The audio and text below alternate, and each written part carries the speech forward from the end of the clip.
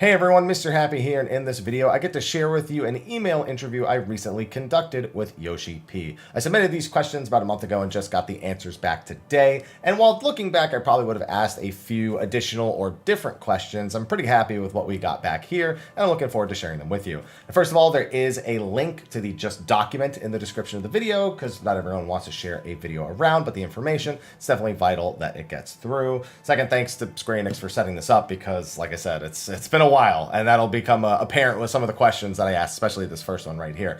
And finally, they're not going to tell me anything that they're saving for FanFest. They're not going to tell me about the new job. They're not going to tell me about anything with like male Vieira or female Hrothgar if they're doing any of the questions that people think they would have answered right before FanFest, if they were going to do them at all, are not going to be in here, because I always get that one comment that's like, didn't ask anything about the new job, kind of cringe. That's not going to be. There's not going to be anything like that, just a few questions about stuff looking towards Endwalker and the contents that we can expect for it based on what we have currently in the game. Now with that, let's get into the Q&A. Now the first one is both a statement and a question. I just wanted to express some thanks because it's been a crazy year and I haven't gotten to speak to them in all this time. So that was the first thing, was to thank the development team over in Japan. Of course, shout out to NA and EU for the hard work that they have been doing as well. But the big question I had was, obviously they had to go through a lot of changes and everything to still deliver patches to us. So I asked, was there any sort of like positive outcome to the last year, something that you learned or anything at all really when trying to overcome the difficult work and living conditions? He started with a thank you to myself. It's targeted to me, but I think it's really targeted to all of us given the way the rest of the question or the rest of the answer pans out. Should be thanking you for all your dedicated support. I've been watching your content when I can, including spearheading of clearing new content. Does that mean Yoshi-P knows about Happy Brambles? Hope not. Now let's dive into your questions. Thank you. I'm thankful to him as well.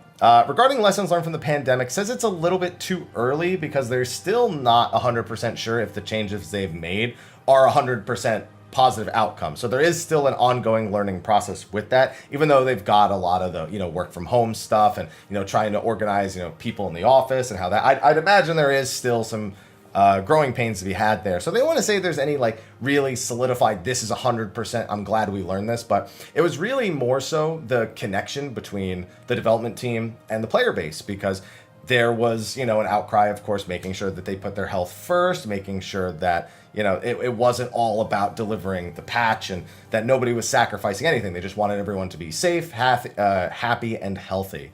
So they didn't get to read, like a lot of the times apparently they get physical letters that come into the office that have thank yous on them. We've heard about this in the past. And they didn't have that, so they had to largely rely on social media posts and things like that to really lift their spirits in the times while they were, going through everything, trying to deliver these major patches while under a completely different condition that they'd never experienced in all their development. Now also, it ends with here, mutual respect between players and development team is not something readily established.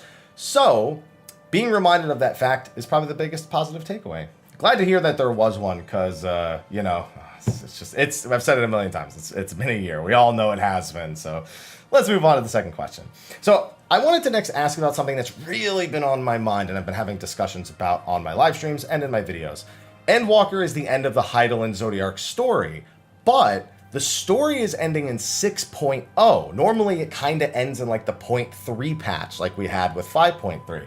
That's not happening here. It's done in 6.0. So 6.1 through 6.5 is a building process again, and the last time we had that was 2.1 to 2.5.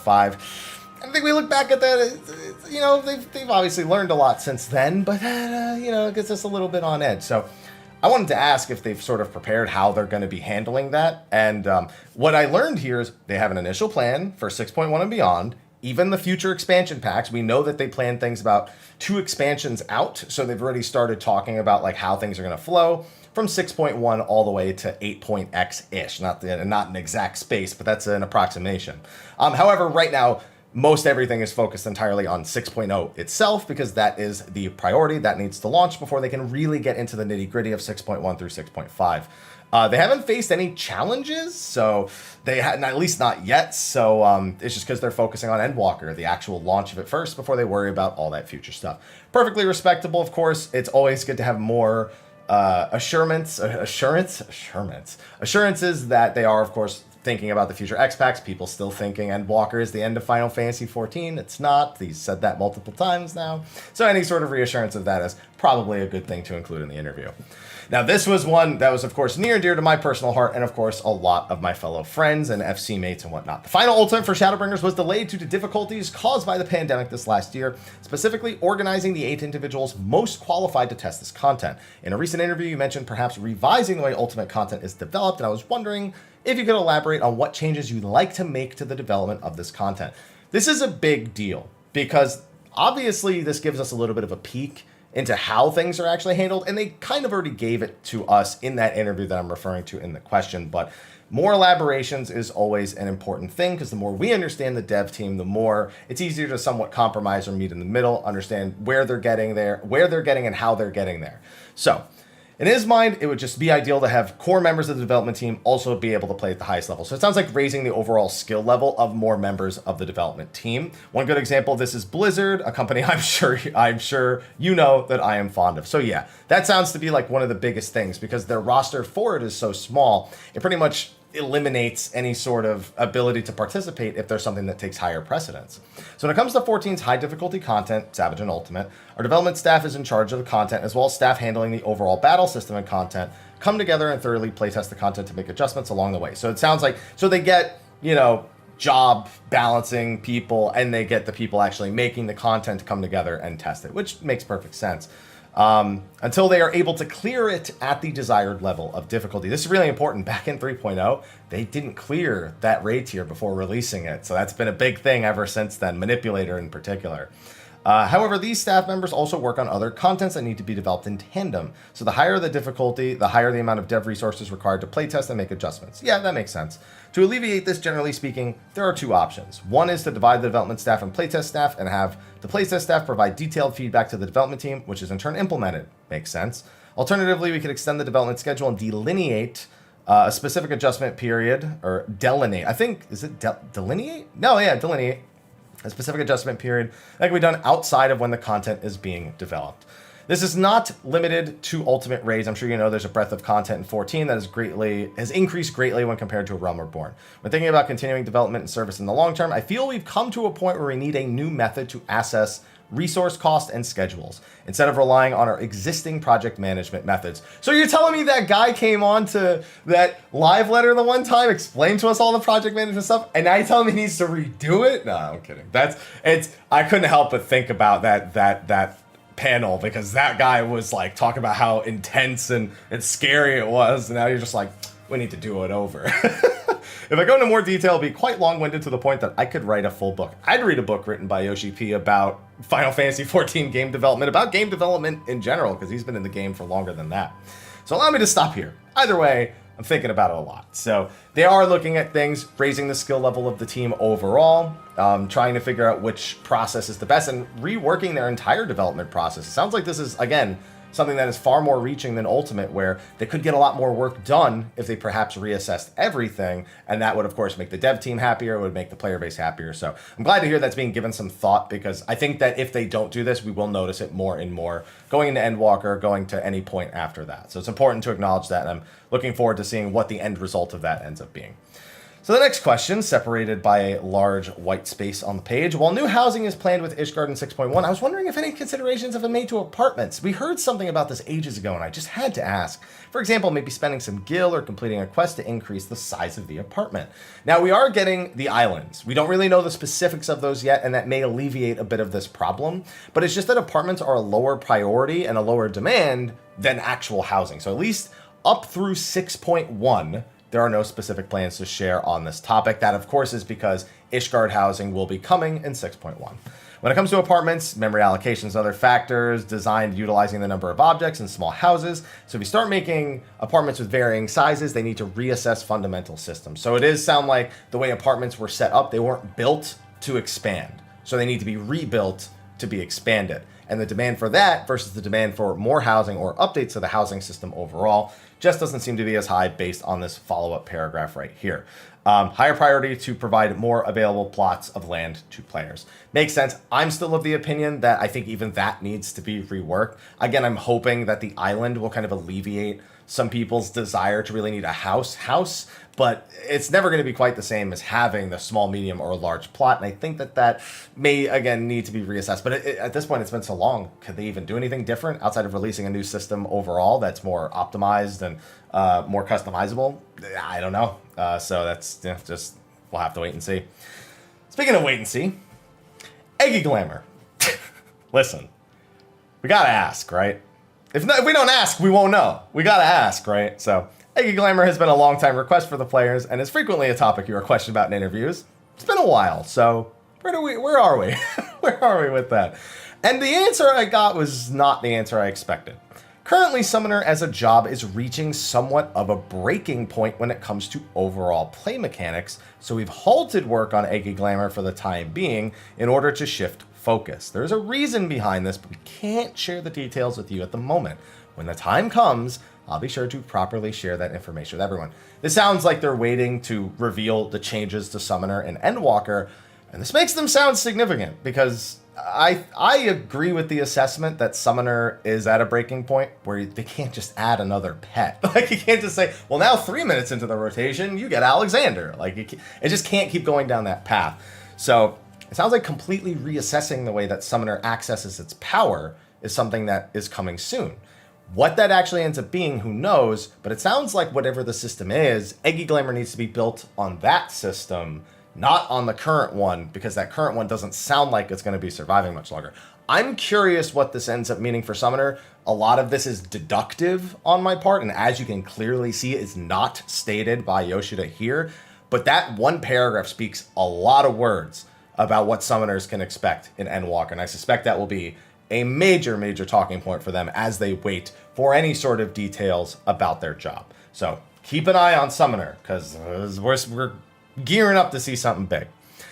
My next question, in the Save the Queen content, Fate system has multiple categories: skirmishes, engagements, duels, and sieges. Has there been any consideration into adding any of these features into open world areas and Fate to try to bring some more life into the overworld Fate system? There's some stories that take place, and of course, it's an avenue for obtaining currency or cards or minions and experience points, but, bring a little bit more liveliness into it. And I got the answer I was kind of expecting in that, skirmishes are largely built as Fate systems, but critical engagements and duels are created basically as full encounters. So they require a great deal more attention than, writing up a story and throwing a bunch of mobs in an area, or throwing one big mob in an area and then calling it a day. It's pretty much the answer that I expected I would be getting.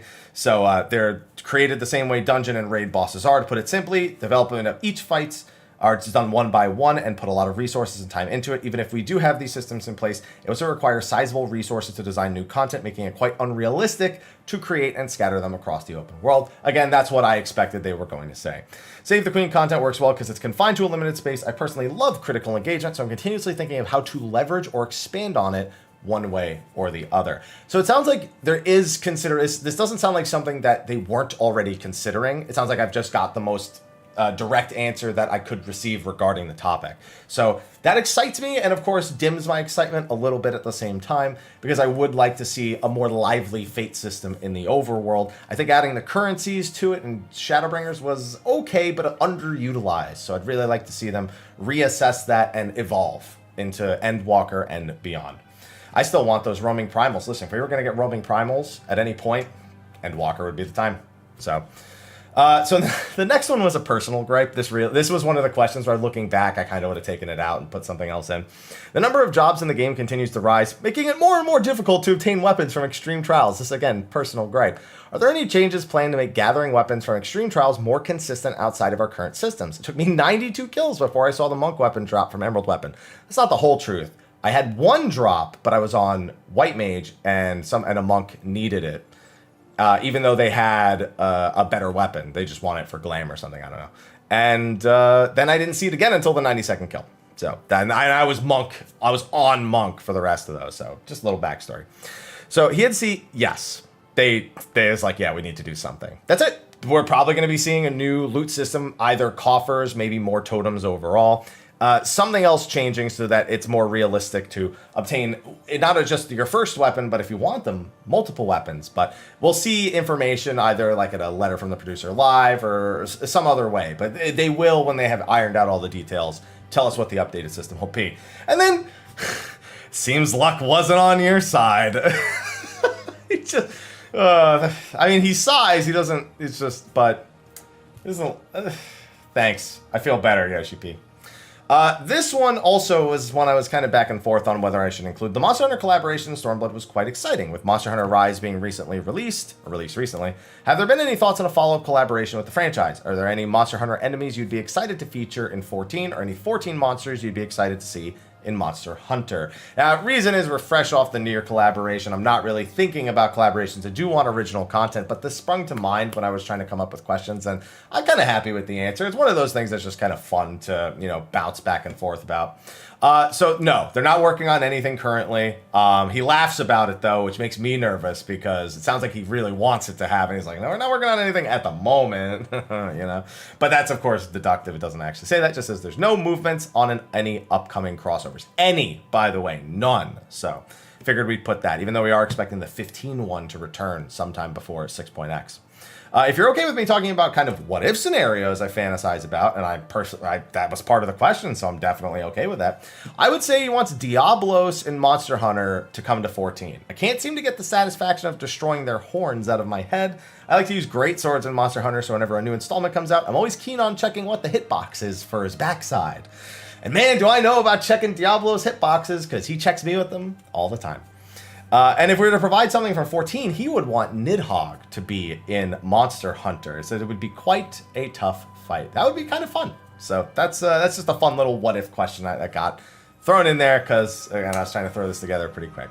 In patch 5.3, A Realm Reborn was revamped to shorten the time it takes for new players to complete it. The game does still continue to grow, so are there any plans to tackle other expansion story quests in a similar fashion? And apparently the answer is no in terms of the actual quests. They do plan to make things like adjustments to ether currents and other aspects of it. He even talks about experience points, the overall pace of leveling. So it's not so much that they don't plan on ever touching the old content again to make sure new players feel like they can get through it at a pretty good pace, but more so they're not planning on doing a Realm revamped kind of thing where they, you know, cut out this massive amount of hours and, you know, dumbing down quests, you know, because some of them were just, you know, gather 20 of this item and they didn't really need to be that. Nothing like that. So there's going to be the kind of adjustments you expect, the very high level adjustments, and but the main scenario themselves they find are pretty well designed, a lot more user friendly than A Realm Reborn was, so we won't see any changes to that degree.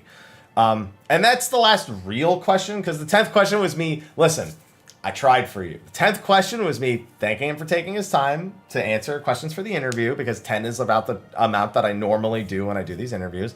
So I stopped here. I'm sure everyone reading or listening to this in my video will be looking for any teasers on the upcoming... Listen, I tried, okay? I tried to get a comment, say, oh, is he going to say anything? Can I get him to drop a little tidbit? Nope. Not even a little. I most definitely understand what you're saying, but I believe having everyone around the world acquire new information at the same time creates buzz and excitement, sort of something you might experience live at a concert, for example. To that end, it is my policy not to give out any preemptive information, even to the media, so your patience is appreciated a little while longer. In return, I hope that this 2-day online event will deliver many surprises for everyone. I know I'm repeating myself here, but thank you for your dedication, support, and assistance to the 14 community. Your continued support is appreciated. With 2 exclamations, thank you, Yoshida, and your continued... leading of the helm is also appreciated. That came out weird, but all the same. Aloha, I'm in the middle of recording. Don't do this. Anyway, I tried. And unless you want to say Buzz is a teaser in some way, which it's not. Or is it? No, it's not. Buzz and excitement. Don't do that. Don't do that. That's not a hint. There's no way that's a hint. There's no way. No way. Anyway, on that note, that's going to be a wrap for this interview. Aloha. That's going to be a wrap for my interview that I got to do with Yoshida. We've got a live event pretty much a little bit more than a week away. A week away from when this video is actually releasing. So I'll be doing live streams for all of that. We're going to be doing a super special State of the Realm like we did with the previous event. We're going to be participating in all sorts of events. I get to be on a game show where I get to look dumb more than I already do. And that's, I'm looking forward to it. So be sure to tune into all that for all the coverage or catch it on YouTube next week. So with that, thank you for watching this. Be sure to like, favorite, subscribe, and share, and I'll see you in the next one. Until then, take care.